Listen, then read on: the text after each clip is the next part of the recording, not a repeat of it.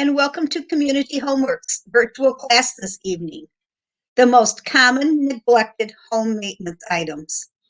I know I have a few of those at my house, and I'm sure some of you do too. We will have three presenters with us this evening, and please send in your questions. It's easy to do. Just type them across the bottom and we will get them, and hopefully we can help you with some of those questions this evening. We'd like to remind you that we are a nonprofit organization and greatly appreciate any kind of donations. It will scroll across the bottom of your screen how you can do that from your home, or we have a drop box located at our building. We're so glad you could join us this evening. I would like to introduce our presenters this evening. Hopefully Jason will pull their pictures up and they will join us here in just a second. Here they come. This is Harry and Brett and Gary. So we have Harry, Gary, and Brett tonight. Three of our favorite instructors who have lots and lots of knowledge amongst them. Probably more than we could ever fit into one class.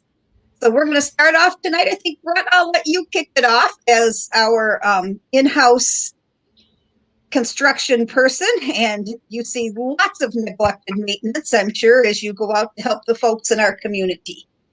So go ahead and share something with us, Brett. Great. Well, thanks, Jean. Yeah, my name is Brett Huckabee. I'm the construction manager here at Community Homeworks. And yeah, so there are so many things to do with home maintenance. This list could be 100 things long, and I would be as guilty probably on many of the items as anybody else. So these are just some things that came to mind that kind of hit, the top of the list, some of them for safety and health.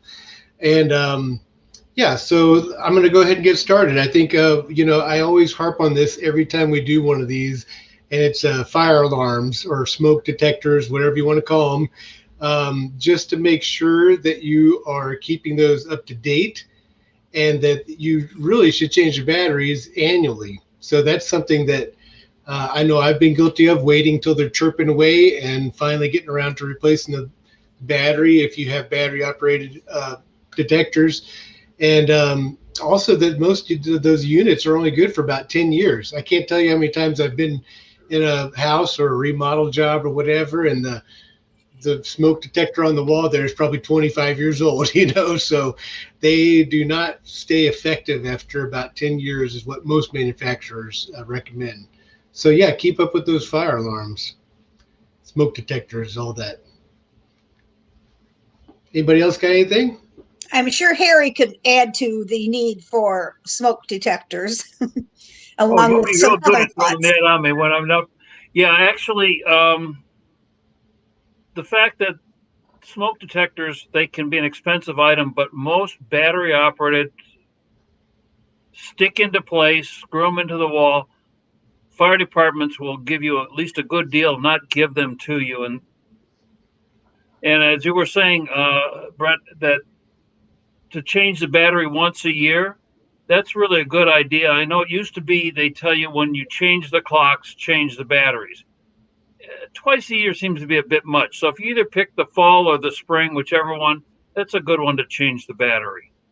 And again, if you wait till they chirp, most of them are those 9-volt batteries that you don't always stock in the house anyway.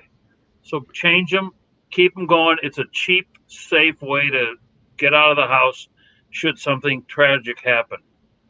And happily, a lot of the new smoke detectors come with a 10-year battery. It's not replaceable, but a 10-year. So pay attention to the package when you buy them, and you can get smoke detectors that are good for the 10-year life, without changing a battery. Now, that would be great for people who struggle to get to their detectors. Vertically challenged. If you don't want to have to remember to do that, or you hate being woken up in the middle of the night with that horrible beeping noise, because they only ever die when you're sleeping. They never die in the daytime. It's some rule that the smoke detectors know. And it's a really hard sound to track down. Now, the new codes do require that the smoke detectors be able to communicate with each other. That's in new construction. if you're in an older home, which I don't know when that came in, probably in the mid 2000s, you still can get smoke detectors that either use Bluetooth or some sort of a radio frequency and can communicate with each other in the house, even though they're not wired together. Yeah, Harry, as a matter of fact, if we do work on a house that requires us to pull a permit, we typically have to prove that we can, wire the whole house for smoke detectors. And for retrofit houses, you can do those wireless interconnects, the kind that talk to each other, and that'll pass us for inspection. So I have them in my house. They're more expensive, but it's really worthwhile. Will one of you tell us how many and where you should have a smoke detector?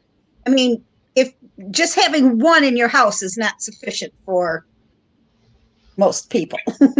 Well, modern codes right now require at least one on each habitable floor. So it'd be the lower floor, basement, if you will, the first floor, and if there's a second floor. They also require one in each bedroom and one in the hallway near the bedrooms. So if you have like a first floor master, you're going to have one in the hallway near that, which maybe sometimes is the one that is on the first floor. Should there be one in your kitchen?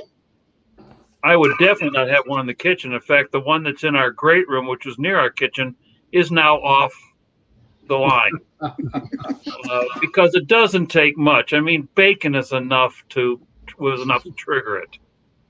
And my wife's a wonderful cook, but sometimes when she's cooking, just the simple smoke that comes from normal cooking, it's triggered it. So I finally decided I have to take this offline. It took a little extra work, but I got it offline. Well, and we used to have them in the hallway right outside the bathrooms in an apartment complex where I worked. And if they left the bathroom door open and took a really hot, steamy shower, the steam would set them off. That does happen. So I guess when you're putting that one on your first floor or your main floor, you might not want to put it right near the kitchen or the bathroom. And a lot of the newer ones do have what's called a hush button. So if they do happen to trigger when you're cooking, you can touch it and it does shut it off. You don't have to beat it down with the broom or fan it with a plate. Or I had to do that a few times, but not with the new ones.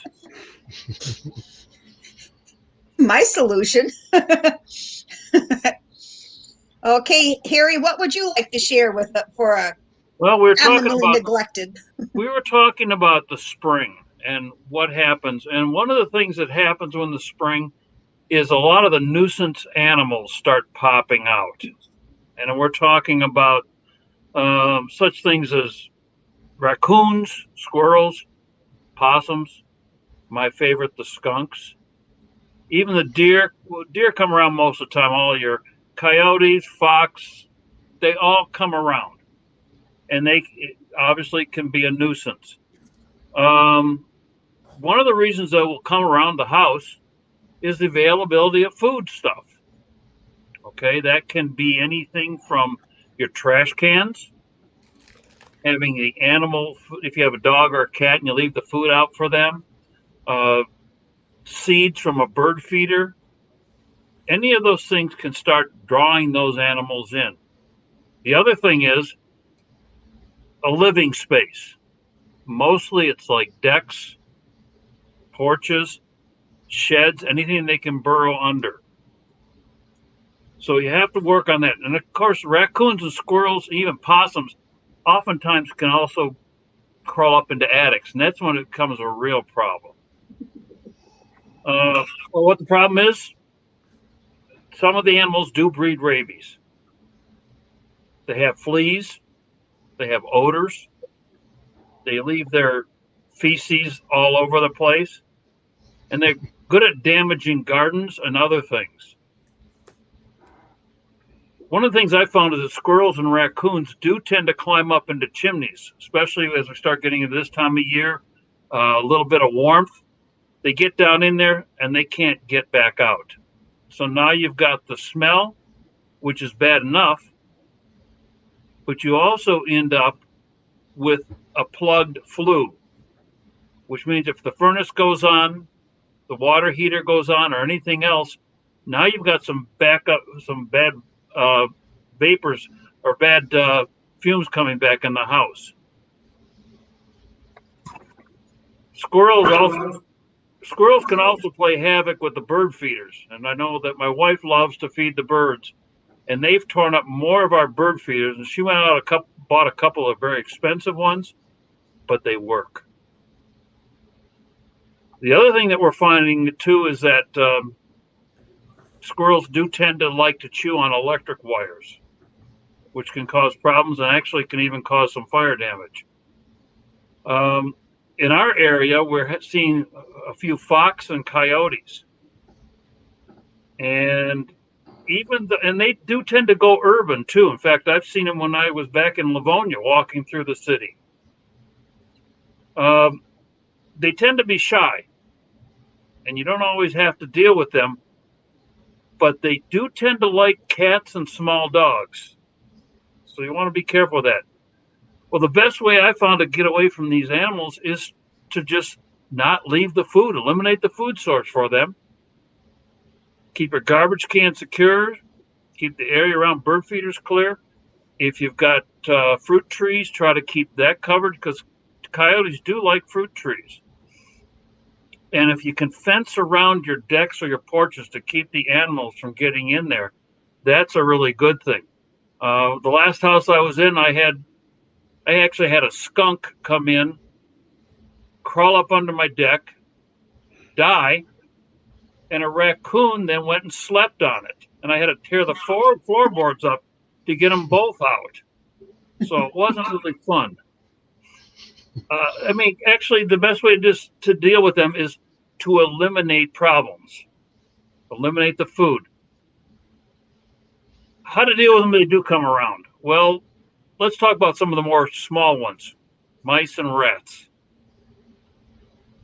I think the best way to deal with those is just the mouse trap, or in the case of a rat, it's a little bigger mouse trap.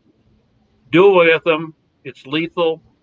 But if you don't like to deal with that, there are mouse traps available that you don't have to touch them. In fact, if you get a little squeamish about doing away with them that way, there are these non-lethal mouse traps. The thing is, once you got them in there, you got to let them go somewhere. A friend of mine back on the other side did not want to do anything with the mice, so he used one of those have a heart mouse traps. And when he caught it in the house, he opened his patio door and let the mouse go. He couldn't understand how the same mouse with a little white spot on his head kept coming back to the house. Now, if I'm using a mousetrap, I tend to use bacon and peanut butter as the bait. Now, there are other ways of dealing with them, mostly that are rather lethal. Poisons are one of the things that are talked about. I try to stay away from them, even with mice and rats, because that poison isn't just for the mice and the rats, but I see a cat walking over there in Jean's house. They can tend to get into it. Also, if an animal is poisoned and it dies somewhere, other animals, particularly birds of prey, will tend to eat that as carrion, and now they're poisoned. And of course, there is also the other lethal method of using firearms. But if you're in the city, the laws are probably not going to allow that. In fact, I just happened to see on the DNR site that coyotes, it's legal all year long, but you do have to have a hunting license. And I'm sure that the city of Kalamazoo has firearm laws about discharging firearms, besides the fact it's not even safe. And let's just try not to have to deal with anything like that. Let's just try not to have them there and dealing with the source. Thank you. It's lots to take in and think about. I don't want those critters at my house, and I don't let my cats outside, so they aren't taking care of them outside for me, but I haven't had any in the house. They did kill a bat for me once, though. Well, that would be a good thing. And we have, we've just recently started seeing a lot more or hearing a lot more coyotes. I think with the spring they start getting a little amorous, and so they are definitely out there howling terrible, and usually about 3 a.m. I don't like the smoke alarms. How about you, Gary? What do you have for a good idea? Let's see. My first one was out of season, That's all right. but in the I mean, fall, you've neglected it, so it's probably in season. I did not neglect it. But take your garden hose off of the frost-proof hydrant and put it away for the winter. It's real easy to forget to put the garden hose away, and the absolute worst thing is when there's water in the garden hose. The spigot was open, it was closed off at the other end of the garden hose, and we have the valve open inside where it's warm, and outside it's freezing, and somewhere right about the wall that faucet will break because it wasn't the garden hose wasn't taken off. So that's one that we find happens way too often. I don't worry about them a lot, but there are dryer vents that should see attention every year. Some of them will run forever with no problem at all, and others really do need some attention and cleaned out. And you should clean yours out several times till you see what that pattern is, if they really need attention. The one that everybody's good about forgetting is the furnace filter. I have seen places that were legendary, like 8 years later, they discovered they had a furnace filter. We had one of those at Community Homeworks, didn't we, a couple of years ago? Okay. We're even guilty. Well, we didn't know that. We didn't even know that furnace worked or something, right? And No, it was a very strange location with a secondary filter that we didn't know was there. I think Jason discovered it. Oh, That's a common one. And I think the hose thing, even this time of year, Gary, is, people hook up their hose, maybe use it to rinse something off, and it still gets down to 20s and 30s. And that could freeze that hose and push it right back into your pipe, and it can do major damage. Yeah. Return grill filters. It's easy to forget those. And I'll even say I've been guilty of that one on the air filters. That it does happen. looks like Sam has sent us a question. Sam's one of our other instructors, and his question is there other maintenance required for smoke detectors, like cleaning the air vents around them or cleaning them or wiping them off in any way, shape, or form? Harry, you want to address that one first? Not really. Most of these you can't open up.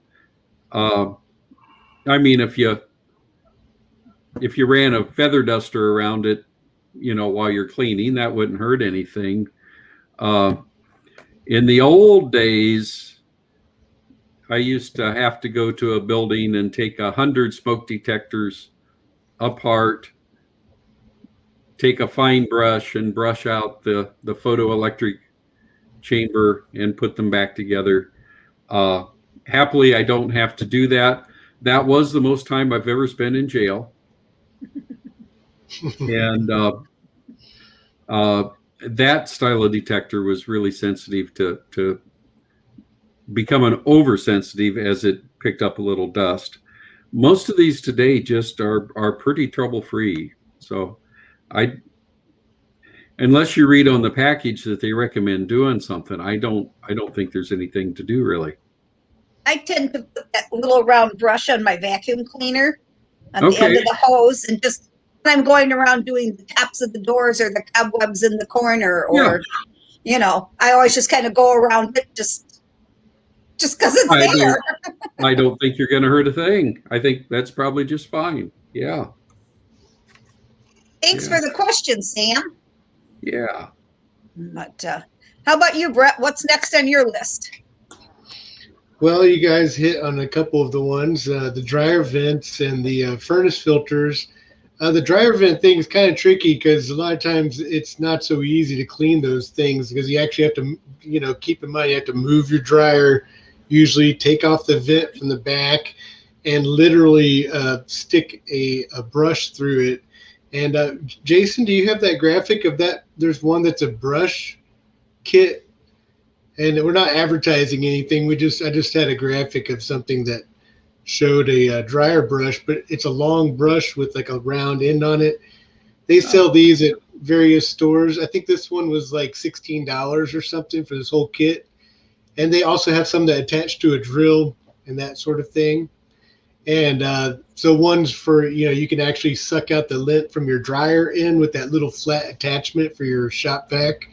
And then the other one's just a handheld brush you can ream through. I think it was 10 feet long. So if it's longer than that, you might need a professional to come out and clean that vent for you.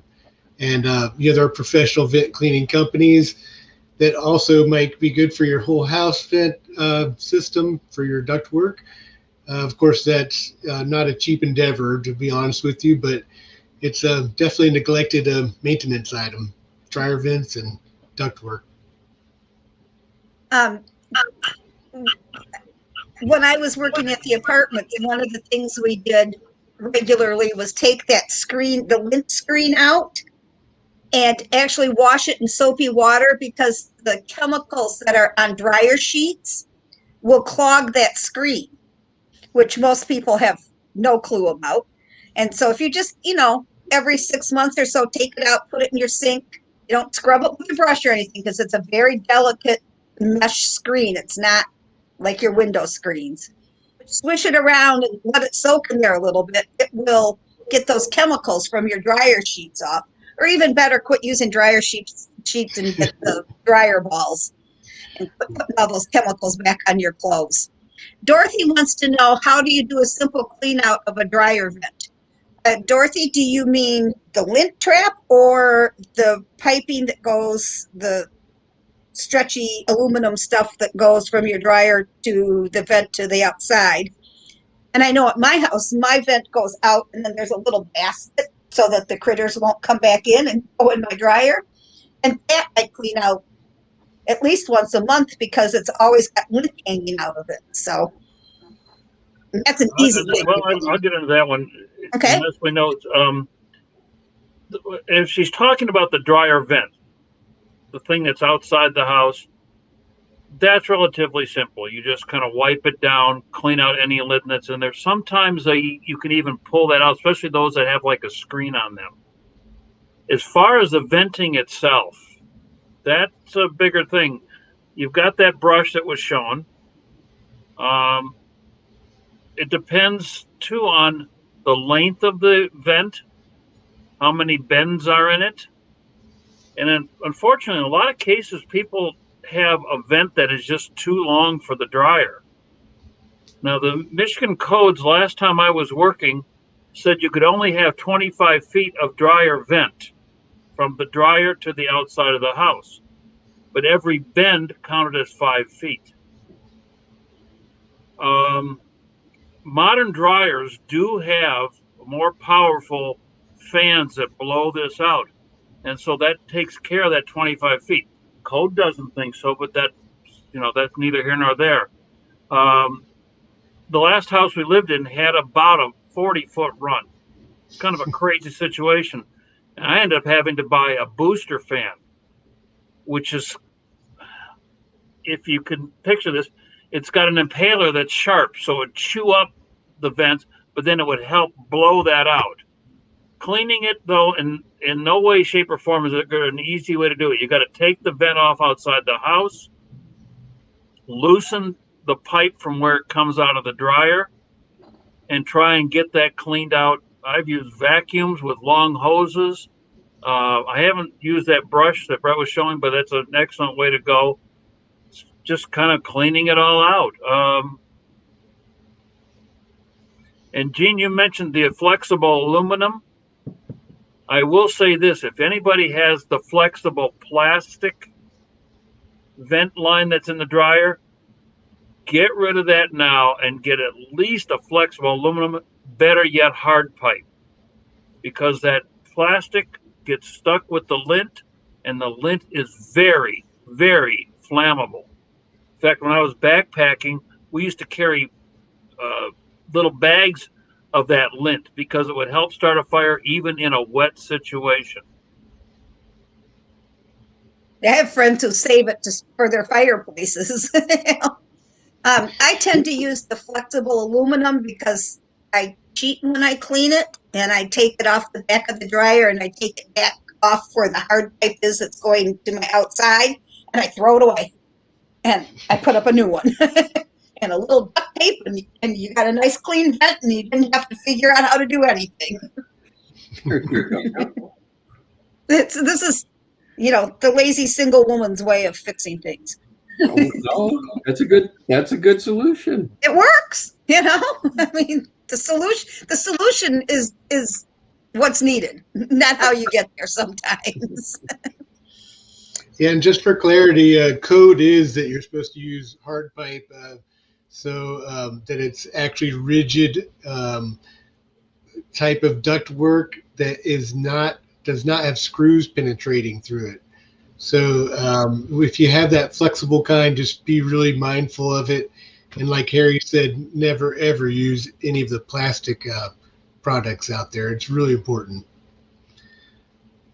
So Plastic ones are great for crafts, but not for dryer vents.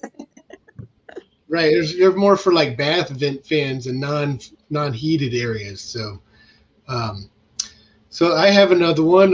How about just our roofs? This time of year, after a hard winter, is really important to take a good look at your roof. It's not an easy thing to do if you have a 2-story house, I realize, but I recommend just trying to get binoculars, borrow some from somebody if you don't have any, and just try to get to a couple good angles where you can really see as much of that roof as possible. If you have a lower roof that has a flat pitch, not too steep, it's if you're comfortable getting up there, it's always a good idea just to get on up there and take a look around, and look for things like torn shingles, missing shingles, your gutters. Check those out. Make sure they're not damaged, that the fascia's still, that's the board behind the gutter, that it's still in good shape. Look at the chimney really closely, especially the joints where like the chimney might touch the house or the roof or penetrate through the roof.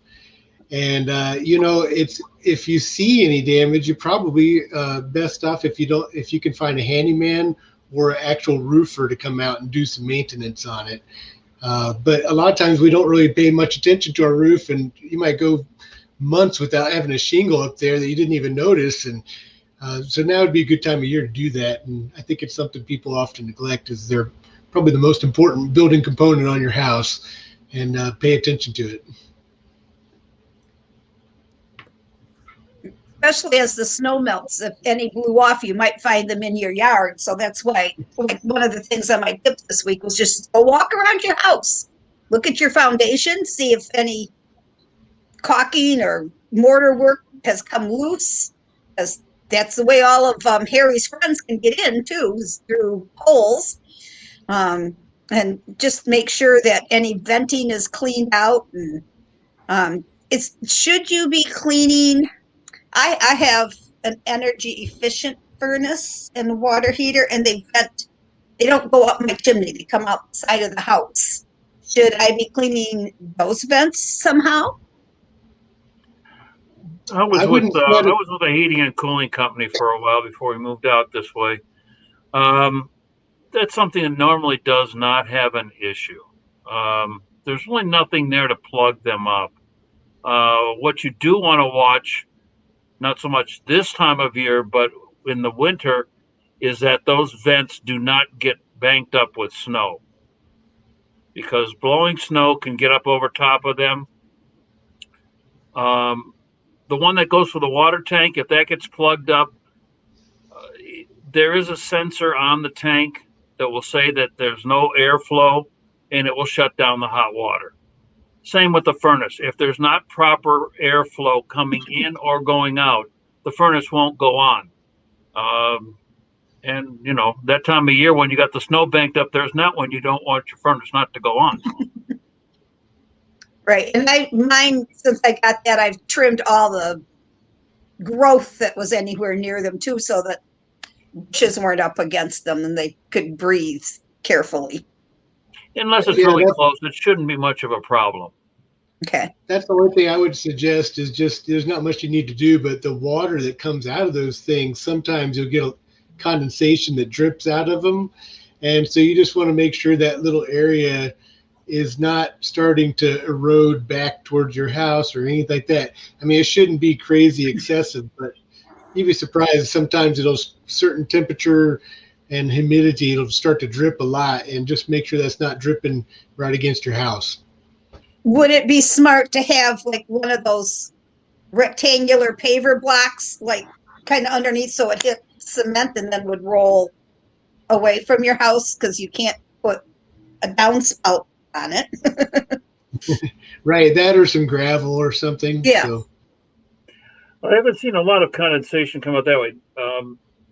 Actually, was kind of surprised when we bought this house 4 years ago. I noticed that on that pipe they had a T, and attached to that is a vinyl hose that made a loop. And apparently, what happened is, in talking with a furnace expert, they had condensation that wasn't going out of the house; it was coming back into the furnace and causing some rusting. And actually, the what's called the inducer motor, that's that motor, that fan that helps blow that exhaust out on the high efficiency furnaces, was getting full of water and it wouldn't work. So now with this vinyl tubing that has a loop attached to it, the water gets in there, kind of the same as a trap you find under the sink. It keeps the fumes from coming back in the house, and once it fills up, it just goes down the drain. That was indoors or outdoors? This is indoors a house. It's right near the furnace. Apparently, it seems to me that maybe the pipe, the exhaust pipe, didn't have enough pitch to it to get outside. Yeah. I noticed some corrosion in the furnace just before we moved here, and then I looked at that. I'd almost say it was some type of a jury rig kind of situation, but it seems to work very well. Yeah. I did run onto somebody that was having that kind of problem and wondered if that wouldn't be a good kind of a solution. It's nothing more than a sanitary tee, and there's a cap, and then it has a barbed connector. The hose is connected up to it. It does a loop. Right. Comes down, and then all the condensation sits in that loop, and when it gets up to the top of it, it drains out into the drain. Okay. Sounds good. It's working. And according to the guy that I worked with, he said that's fine. Good way to do it. Yeah. Yeah. Do you have anything else on your list, Gary? Oh, I have several. Humidifiers, those are always wonderful to put off. They get the calcium and everything built up, and those are always good, easy to forget, but we ought to take care of those. Washing machine hoses.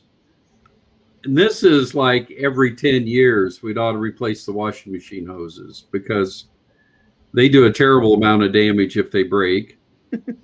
And, they might be good for 15, but they're probably good to replace at 10.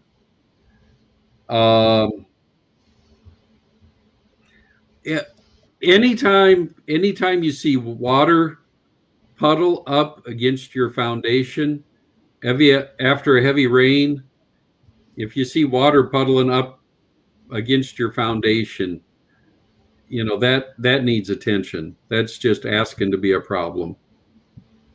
Um, Brett, you're maybe more of a foundation guy than I am, but Well, that was definitely one of the ones on my list. And actually, I have a couple of graphics I could show you guys if Jason can find it. One of them is a gutter.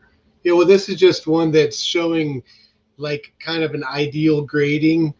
If this was just a picture I found from one of my old inspections where you can see they've got a nice gravel barrier around the house and everything's sloping away from the house. They've got that gutter downspout draining out to a hard surface, the walkway there. A little unusual with that sidewalk wrapping around like that, but you get the idea. The important thing is that you maintain that slope away from your house. And you wouldn't believe, all of these old houses in Kalamazoo, so many of them have poor slope because probably when they built it, they backfilled it with a loose soil and a bunch of junk, wood, whatever. And over time that settles and you actually get a low spot next to your foundation when really it should be about a 5% grade. That is a drop of 6 inches over 10 feet would be the minimum. So really we would like to see something more than that. So basically you always want the soil to slope away from your house. And I guarantee there's many of us that can be guilty of not taking a look at that every once in a while because things change from year to year, and the way the rain falls and the way your gutters manage water, really something important to take into account. give us credit for not going out in the rain. Jason, do you have that other graphic of the gutter, the short downspout or something? Oh, it's kind of tiny. It's trying to show you to extend your downspouts to get past that portion of your soil next to that foundation that's often kind of, not the best quality or it's been disturbed many times. Go ahead and get a nice long downspout and get that water away from your house. And of course, if you don't have gutters, they might not be as expensive as you think. So it's a good addition if you don't have them on the house. Believe it or not, it's not code, so not everybody gets them. Well, and if you don't like that downspout look, you can get the big plastic tubing, hoses, whatever, and actually trench it out under your ground, and you have your downspout go into that and takes it away underground in case it's someplace where you need to climb over it or it doesn't look pretty or whatever. It's a good way to get it really far away from your house too, if you're willing to dig. Yeah, and you really don't have to dig crazy deep, I don't think. We have those in our house. And yeah, they do take the water well away from the house. They also are another maintenance item. And they can, they will fill up with silt, things that come off the roof. And then you've got something else you got to clean out. And that's probably a little harder than dealing with a dryer vent. Or an actual extension on your downspout, because that you can pull off. But I do like the ones we have. But yes, I do have to clean them out every so often. What else, Terry, would you, let's see, here's a question. Is there anything you should do as end of season maintenance for your furnace before turning it off for the summer? For me, I don't know. I changed my furnace filter, and that's about it for the end of the season. Because, well, if you have central air conditioning, the air is going to still be flowing through it. But that's about all I do. And even if we don't use the AC, it's ready for next winter.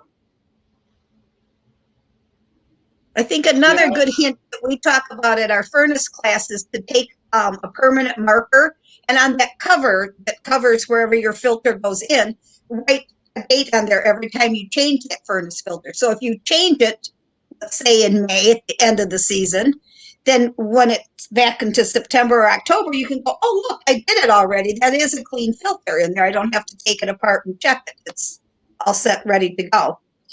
And my big hint is buy several filters at a time so that when you need to change it, you've got one.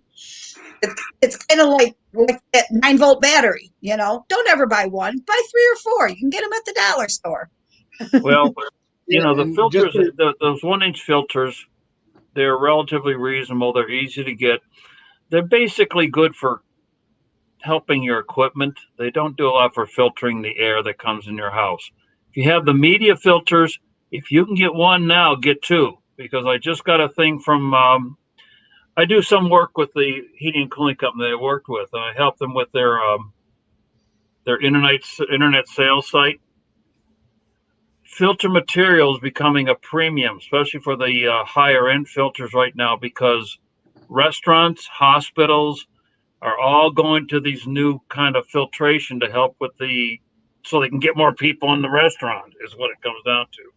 So the air circulation filter material is getting to be kind of a premium now in the manufacturing process of them. In fact, we're backlogged now for the HEPA filters up until June. Wow. The manufacturer can't get the material to make the HEPA filters. I've been trying to just buy the paper filter. Maybe that's a good thing too. I use a shop vac a lot, and I have that paper filter. And I put my last one on, so I'll go get some more. Nobody in town has them. It's becoming an issue. That's just another one of these things that's coming out of this virus thing. I just wanted to remind everybody too that we sell filters here at Community Homeworks. For those of you, we typically have kind of the sizes that we tend to install, but we can get a variety of sizes, and we have a variety of sizes in stock, and we basically sell those at cost to you guys and to our participants. Especially the 4 and 5-inch ones that are so expensive at the big box stores. We are definitely the place to shop. Harry says they're getting hard to get, Brett. We better order up some more. That's not good. I didn't know that. I can see that happening. I just got that the end of last week. We had to take some of the filters that we sell on the internet and just say, we'll get them when we can get them to you, which means people are going to go to some other internet site and try and get them until they can't get them there either. We better call tomorrow and order some more. They'll come back around. Yeah, I'm going to write a note. Hold on. Gary, we've got about 15 minutes. What else would you like to add from your list? Well, let me throw in one I put at the bottom. I don't think it's terribly important, but people are always embarrassed when they pull their fridge out for any kind of a problem, and they're just terribly embarrassed. They haven't cleaned behind there. Personally, I think refrigerators are designed with that dirt in mind, but they are certainly better off without it. So I'll throw that one out there. The other thing is that drawer under your oven. Take that all the way out. Like if you've got one of those storage drawers and it's not your broiler, take that drawer all the way out. Clean out the drawer, whatever you've got stored in there, take it all out, clean the drawer, put it back. But clean under there too. It has more book under it than your refrigerator. Anybody that's done this work, we've found that stuff, in the nicest places. Yeah. Yeah, I think that fridge thing is actually pretty important, and it will help prolong your appliance for sure. And Lord knows I'm as guilty as anybody not doing that. Yes. Yeah, most of these things. The one that's recommended, and we always tell during the water heater class, Harry and Brett, you do keep a schedule, and every month you flush water off of your water heater. Should I or do I? Me neither. Yeah, that's what it comes down to. It's actually, I'll be honest with you, when I need a lot of really hot water, particularly if I'm doing some brewing, Oh, I hook my hose up to it and I take it off of that. there you go. And you've got a good valve. Oh yeah. Yeah, yeah. Now I will say I a year ago put in the tankless water heater, and I've done it twice now. The whole vinegar pump rinse. So I'm on top of that one. Yeah, I don't know if do you guys want to show that video of that water heater flush just to do that, or do we have time? Jason, you decide. While he's deciding, I'll tell you my horrible story about the tankless water heater. My friend and I both got one about the same time. So we bought the pump and the vinegar, and she went to our class, and I've been to the class, and we go down my basement and we hook everything up and we turn it on, and vinegar went all over my basement, all over us. We had obviously not hooked something up tight enough or in the wrong place or whatever, but it was the vinegar fountain of all time. I Oh had no. vinegar dripping off my floor joists. I had vinegar, our clothes were soaked. I had vinegar all over my floor. Amazing how much vinegar can be pumped in just a matter of minutes until we unplugged it. So make sure it's all hooked up right before you turn it on. Yeah, Well, that was a biggie that we see is not flushing water heaters, and we're not endorsing Home Depot or anything in this video. Just want to make that clear. But this was a kind of a good, concise video.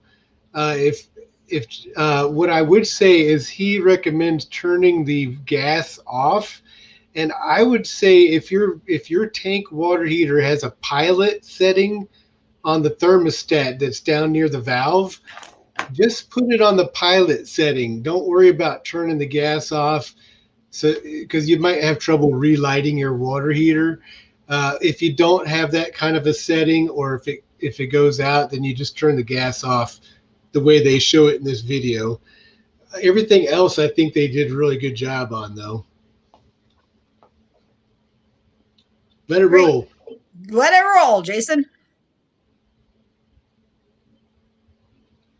You might have to turn up the volume or unmute it.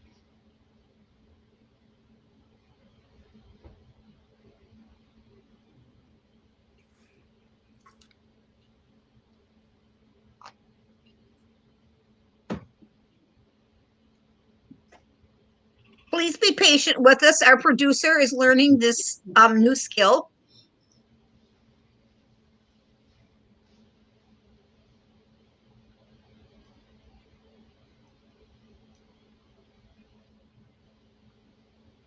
Every night that we go live, we hope we're going to make it with no technical difficulties.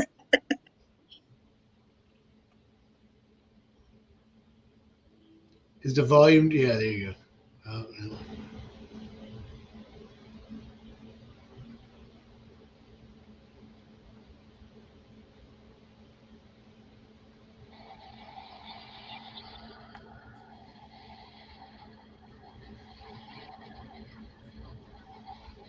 Well, there's noise, but no voices. Yeah, sorry guys. Anyway, it's not hard to do. And maybe we can do a how to do that real soon by having Gary come in and do the hot water heater class virtually, at least how to flush it. We have. Yeah, and can I just say there are a ton of videos, and just be careful because not all of them are great. So that's why I went through a few of them. And I was like, oh, if you don't turn the gas off, if you just let your water heater run while you're doing this, it's not a great idea. So just be careful about what you look at online. But that's why, yeah, I think we're going to plan on having some sort of water heater presentation, hopefully for the tankless and the tank. So. For class, we usually do both, but in an hour's time, I'm not sure we could truly do both. We'll just have to kind of see where it falls when we do it. see if we can get to both. Most people still have the tank ones, so that's what we would usually concentrate on first. And then ask when we have in-person class if anyone has the tankless one. And obviously, you need to watch it a couple of times because I sure didn't do it right. So how about you, Harry? Got something else you'd like to add? Just anything anywhere that is moldy and going bad, give it attention. Don't just let things go. Uh, oh, one that we've all seen this one where there was a little bit of a drip under a kitchen sink and the wood rots away underneath. Things like that. Out of sight, out of mind. The traps get a little bit of a leak, and um, but different places around a house. Uh, you know, just have your eye out for things that are going bad and take care of them. I'm sure, like many of us, that when COVID hit a year ago, we thought it was going to be 2 weeks. And we all said, oh, we're going to be home. We're going to clean our houses. And we did under our sinks and we did our kitchen cupboards. And then we said, why? Now nobody can come over. And we haven't done a thing since then. So it's time. Open those cupboard doors, check under your sink, check in your vanity, do your food cupboards. Who knows? Maybe there's a mouse living there that's a friend of Harry's. And if you find one, you can take it to Harry's house. Sam wants to know how much water should you drain off your water heater when you do that? I think in class we usually say, what, 5 gallons or so? Yeah, I would say 5 or 10 gallons, something like that. Kind of till the water runs clean. Yeah. Okay. Well, typically when I do mine, it's anywhere from 10 to 15 gallons. But as I said, I'm just stealing the hot water as part of my brewing project. So you're really trying to increase the mineral salts in that brew kettle. Yeah. It's not bad. Calcium's a good thing to have in the brewing. Yes. It helps with the yeast production. Yes. He's recycling. He's reusing as opposed to throwing it away. So well, it's either that or I'm going to take it out of the sink, one or the other. So I might as well get it where it's hottest. Yeah, and you're doing good for your water heater. Okay, Dorothy wants to know, says, a guy who did my vent cleaning told me not to use the heavy duty filters because it made the furnace work too hard. And I've heard that too. I had a 25-year-old furnace at the time. Is that true? Question mark. Yes and no. Okay. Every furnace has got a certain amount of air that has to flow through it. If you put a filter in that has too small of openings, micron openings for the air to flow through, yes, you're making your furnace work harder. We used to get people who would come in and they were supposed to have a 10 MERV. That means the MERV has to do with the openings, the minuscule openings in it. But they wanted a 13 MERV because it would help filter the air better. And I said, well, you can actually filter the air very well if you just put a piece of plywood in there, but that's not going to help your furnace. So you just gotta look at what the furnace says, what's recommended for the proper amount of airflow. And, got to figure too, what are your needs in the house? We have to put a little extra filtration in ours because of allergies and asthma in our house. Well, you guys, you have given us so much stuff tonight. We've only got a couple minutes left. I'd like to thank you. And I think we'll have another discussion along those lines because I bet you both only got through half of your list. I bet all three of you didn't get anywhere near your list done. So watch for another class like this probably in April. It's never too late to know what you haven't done. It's never too late to fix it either. So, if you learned something tonight, I hope that we were helpful. Again, I'd like to thank Harry and Brett and Gary for sharing their wonderful knowledge with us, and hopefully we'll be able to at least get back in the education building to do some filming of classes in the near future so that we can use some of our wonderful props. It's hard to show you how to flush your water heater when there isn't a water heater. So, and if you haven't been to our water heater class, I found the most interesting thing is that we cut a hole in one and you can see down inside of it and see what your water heater looks like on the inside. So it's always a big hit. And if we do the class in person, you will actually be flushing our tankless water heater. We do that when we have class. We actually, because we have them at work, so we flush them as part of class. Again, guys, thank you so much. Folks, if you have any further questions, you can send them to education@communityhomeworks.org or my name it's Jay Walker at communityhomeworks.org, and I will pass the questions on. Or you can send me a text for those of you that I text as a reminder for these classes, and I will pass them on to our experts and try to get you an answer. So thanks for joining us tonight, guys. Thanks for watching. I hope you all learned something, and we'll all wave goodbye. And Jason, you can take us away. Thanks so much. Bye-bye.